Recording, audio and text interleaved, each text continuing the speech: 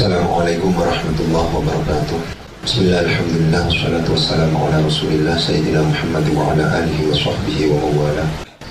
Rabbi syrah li sadri wa yassir li amri wa hlul 'uqdatam min lisani yafqahu qawli, amma ba'du. Pada kesempatan siang hari ini, secara rutin kita akan mencoba untuk membahas permasalahan yang terkait dengan kitab kuning. Ini menjadi penting untuk selalu kita kaji, selalu kita diskusikan, karena membaca kitab itu menjadi problematis. Itu adalah merupakan problematika yang tidak hanya dihadapi oleh kalangan dunia formal. Di tingkat pondok pesantren sekalipun sekarang yang namanya membaca kitab itu menjadi problem. Oleh sebab itu diskusi tentang masalah ini menjadi penting untuk selalu kita hadirkan. Sebuah lembaga yang ingin menjadikan santrinya, yang ingin menjadikan peserta didiknya, yang ingin menjadikan muridnya bisa membaca kitab, menurut saya harus rasional. Kegiatan-kegiatan yang ada dan ditawarkan dalam lembaga itu harus menyampaikan peserta didik sampai pada titik tujuan, yaitu bisa membaca kitab. Oleh sebab itu, hal penting yang harus diketahui adalah kira-kira unsur untuk bisa membaca kitab itu apa saja. Yang namanya membaca kitab atau fahmul makruh atau fahmul kutub, ini unsurnya mesti 3. Yang pertama harus ngerti apa itu qawaid, yang kedua apa mufradat harus banyak, kemudian yang ketiga itu tatbiknya.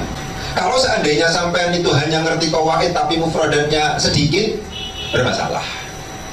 Pun juga demikian ketika dibalik, mufradatnya misalnya banyak, qawaidnya nggak bisa sama sekali, bermasalah. Ya, atau kalau seandainya qawaidnya bagus, mufradatnya bagus, akan tetapi tatbiknya, penerapannya itu bermasalah, itu juga bermasalah.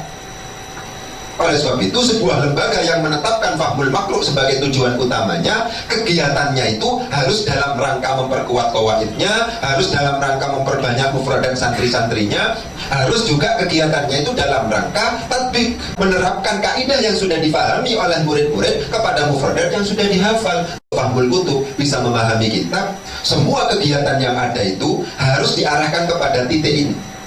Harus ada sesi, harus ada satu kegiatan yang konteksnya itu memperkuat qawaid.